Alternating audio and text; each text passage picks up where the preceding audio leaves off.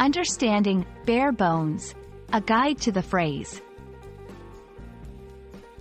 Hello, everyone. Welcome back to our channel, where we make learning English easy and fun.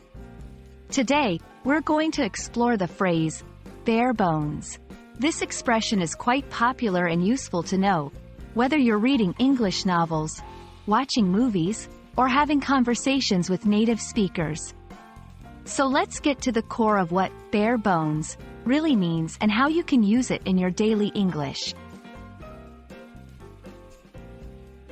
The phrase, bare bones, is an adjective that describes something in its most basic or simple form. Imagine a skeleton without any flesh, just the essential frame.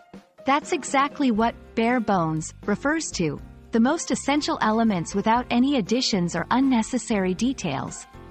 It's commonly used to talk about products, plans, presentations, and even stories.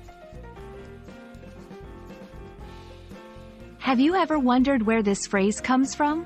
Bare bones might conjure up a skeletal image, and rightly so. It's believed that this phrase originated from the literal idea of an animal carcass after all the flesh has been removed, leaving only the skeleton. Over time, it has evolved to mean the stripped-down essence of anything. Let's look at some examples of how to use bare bones in a sentence. The company released a bare bones version of the app for users to try out. Here, bare bones means the app has only the essential features. Our teacher gave us a bare bones outline of the course to follow. This means the outline contains only the main points, without detailed explanations. The budget was cut to the bare bones. In this case, it means the budget was reduced to only the most necessary expenses. By understanding and using the phrase in different contexts, you can enhance your English vocabulary significantly. When you're learning to use bare bones in conversation, remember that it's typically used to emphasize simplicity or minimalism. It's not necessarily negative.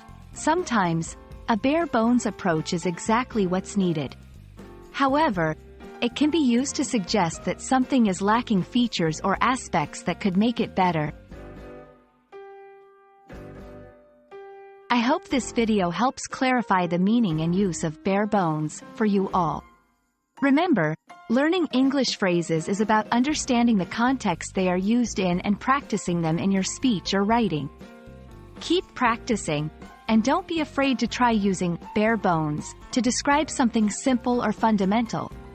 Thanks for watching, and I look forward to seeing you in our next video.